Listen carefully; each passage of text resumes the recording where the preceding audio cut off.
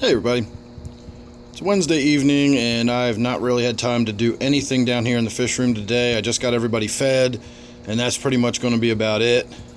I'll be back down here in about an hour to get the lights turned out, and that'll be my whole day in the fish room. But I thought I would spend a couple of minutes with everybody and have a little look around and just say hey and see what's going on here for a minute. I mentioned the other day, I shot a video about this tank, and I mentioned that I might run out to one of the fish stores and get something for this tank. I never made it out to do that. I wound up getting involved in something else, and that was just something an idea I was kind of tossing around. So I never did get to the fish store to get any more fish, but I'm still planning on doing that. And the fish I want to get for this tank is tentatively, and of course with me this is always subject to change, but one thing I would like to do is get some pearl gouramis for this tank. I really like pearl gouramis. I've had them before, and the opaline gourami that I had in this tank, I had a really aggressive female in here. She was just mean as a junkyard dog, and she wound up killing quite a few of the other gouramis in this tank over the years. And some of the ones she killed early on were those nice placid, very small pearl gouramis, and she made short work of those. So I didn't know at the time whether to chalk it up to her aggression or to chalk it up to my water, or what was going on. That was very early on in my fish keeping career or hobby, however you want to say that. So now that most every gourami I've got in this tank is gone, and this pearl gourami, this moonlight gourami is my last remaining gourami, I think it would be safe to put a couple of pearls in here. I'm not sure how putting male pearls would be with the female moonlight, but the moonlights are pretty low-key, and I think the pearls are pretty low-key. And I'm going to go out on a limb and say that this tank has plenty of places to hide and things to break up lines of sight, and the kinds of stuff that helps reduce aggression in a tank. So having a couple of small pearl gouramis in here I don't think are going to be that big of a deal, even if there is a little bit of contention between them. And even having multiple pearls in here, having two males in here, probably won't be an issue. They're so small for such a large tank. So I'll finalize that at some point. I'll talk to somebody who knows a little more about it than I do and see whether or not maybe having two males in here might be a bad idea. But tentatively that's what I'm planning on doing, is putting a couple of male pearl gouramis in here and getting to enjoy them as the new gouramis in the gourami tank here. Another thing I wanted to point out about this tank, this is what I'm now calling my T-bar tank, but for many years was my angelfish tank.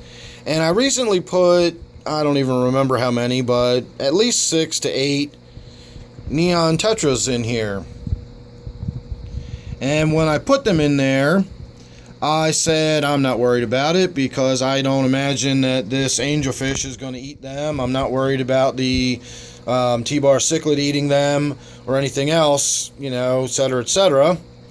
And surprise, I was wrong again. Somebody's been snacking on them because I'm down to 1.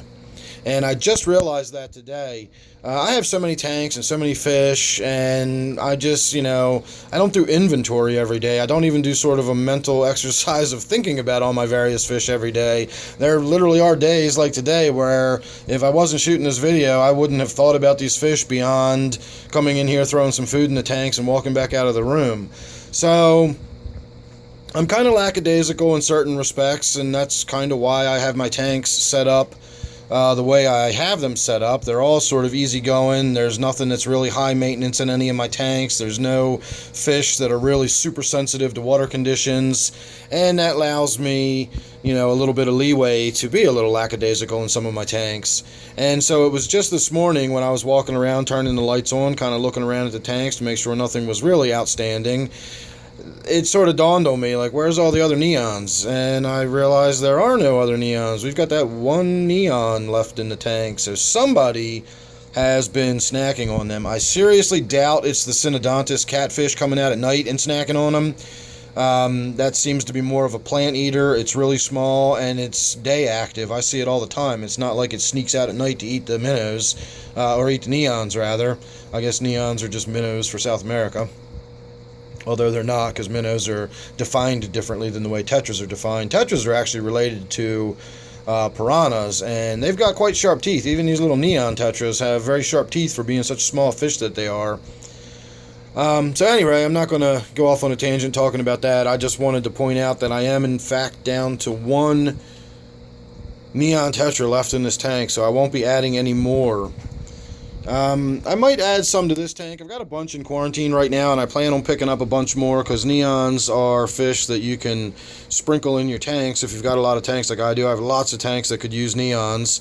I have a few tanks that only have 1 or 2 neons in them, and I want to actually build up those communities a little bit. I've got my tank in my living room and my wife's tank both only have a couple of neons, and I recently put some neons in my pea puffer tank, and there's only 4 of them in there, and I would like to have a few more. So I can always find a place to put a few neons, and when they go on sale for $1 a piece, I tend to stock up. So I've got about 10 of them in my quarantine tank right now, and the next time I get down to the big chain pet store where they're on sale, I'll probably grab 10 more, 20 more, however much money I got in my pocket. I'll just spend it on dollar neons, and the result will be I'll be able to sprinkle some neons around in some of my tanks that are lacking. Now, having learned my lesson, I'm not going to add any back to this tank. Well, you know that they'll just get eaten up and gone, so there's no point in adding any back to this tank. If I ever get around to it, I may get in there someday. If any of you are wondering, I may get in there and collect that one soul neon out and put him somewhere else. I may just wait until he's not in the tank anymore either, because he became a snack for somebody. You know, take that for what you want, but that's kind of how I treat it. I had 6 or 8 of them in here, and they're all gone, so I don't see what the big deal with one more being a snack for somebody would be. It's just fish food. So we'll see how that goes. Like I said, I might get in there next time I'm down here doing some work or a water change, and if I can't dip it out with the net and stick it in another tank, we'll see what happens to it. If I do that, I will probably try to do that on this tank too. I believe I still have 1 neon swimming around in this tank all by itself as well, and it was the same situation. I'd put 6 or 8 neons in this tank, not thinking anybody would bother them, and slowly but surely I'm down to 1 neon. And in this tank, I'm pretty sure I know the culprit. It's that South American bumblebee catfish I have in here is coming out at night and gobbling up those neons that sleep down near the bottom. So I might get in there and pull that one out and pull this one out and put them in with the other ones. I may just let nature take its course now that they're in the tanks they're in. Again, we'll see. I'll update you as I go. I'll let you know what happens whenever I decide to. And then I guess I can mention my native tank here. When I fed the tank today, I noticed that it smelled a little ripe. It smelled a little on the sort of something might be dead in there, and I looked around and I did find a couple crayfish that looked intact but were in fact dead, and when I got in there to pull them out, I could tell their shells were starting to get that sort of orangish color. It comes from the iodine in their shells starting to do something or break down. That's why shrimp will turn pink after they die, and the crayfish also start to turn this sort of pinkish orange color, and I had a couple of them in there that looked like that, and that's pretty much where that foul kind of stink was. So I just did a big water change yesterday on this tank, and today I already, so, you know, apparently when I did that water change yesterday, they were already dead, because they were way too dead to only have died today.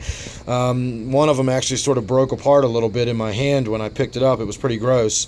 So I did a big water change yesterday, but they were some very dead crayfish in this tank, enough, like I said, where I could kind of get a whiff of it.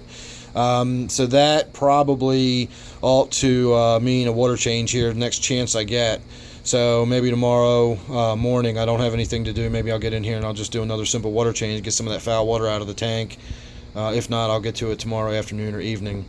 So I'm going to go ahead and wrap that up. I suppose we may as well do a sort of impromptu halfway around the world here. Quickly, we'll have one brief look at my Gudgeon. He already had his dinner, and I've got some algae wafers on the bottom for the rubber lip pleco I have in here. It's actually in that cave right there. I don't know if you can see it or not. See its silhouette at least. It's on the rock on the bottom.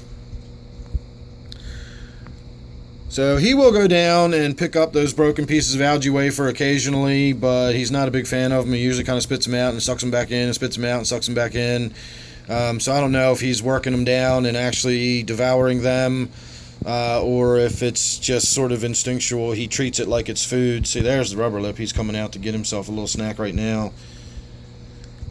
I really do like these rubber lip plecos. I think they're very underrated fish. I treat them and I talk about them as though they're simply maintenance fish and that they don't serve any particular purpose in their own right.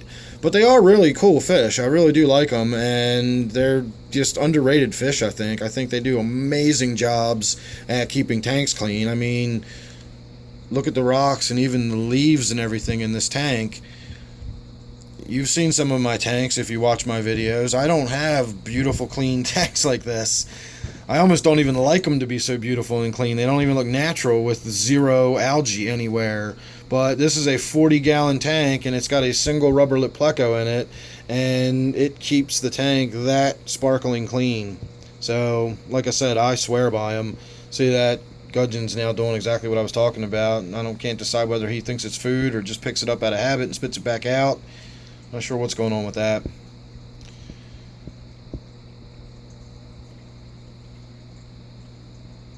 See, he doesn't even know he's sure what he wants to do with it. And then lastly, we'll have a quick look here at my 125 and a few of the fish that are in here. I really need to do a water change on this tank too. You can see how grubby the front glass is starting to look, so I need to get in there and get some of that cleaned up. Nothing major. I don't think I'm due for getting distracted by the dog upstairs, sorry. I don't think I'm due for a filter change on this tank just yet. It hasn't been that long since I've worked on the filter, but I do need to get in here and get the glass wiped down and just do a basic water change. So I might need to step up the amount of algae wafers I'm putting in the tank. Now that this tilapia is in here, he probably actually eats quite a bit of the algae wafers. And I guess everybody just over time has been getting bigger, so it's time to make sure some of these fish down on the bottom have plenty to go around and they don't sort of fight and argue over it like they seem to be doing today. I put 3 algae wafers in the tank today. I normally only put 2, so maybe we'll need to step it up to 4. I actually went around the room and I counted tonight. I did put some algae wafers in my quarantine tank, which was unusual, so I didn't count them as my normal average. But the amount of algae wafers I use on a daily basis just here in my fish room, not even counting the tanks I have upstairs that I do put algae wafers in, I go through 16 algae wafers a day. So I've shown people before my bag of algae wafers when I buy them. I buy a big bulk container. Let's see if I can lean over here and grab them. So I buy a kilo at a time, and I dated this bag when I bought it. It says 7/2/17, so July 2nd is when I actually got this bag, and it's about not quite half finished already. So I'll go through that whole entire bag in about 4 months maybe, and I'll have to buy another kilo of the good stuff, my high-calorie algae wafers. So on that note, I'm going to wrap it up and ask you to please subscribe. You never know what you're going to get with me. This really had no point, just a random video. I wanted to shoot something and, just kind of walk around and look at some tanks. So that's what you got. This one is my 125. Don't forget, we started at the Gourami tank, and then, of course, we also looked at the native tank. So thanks for watching. See you real soon in the next one.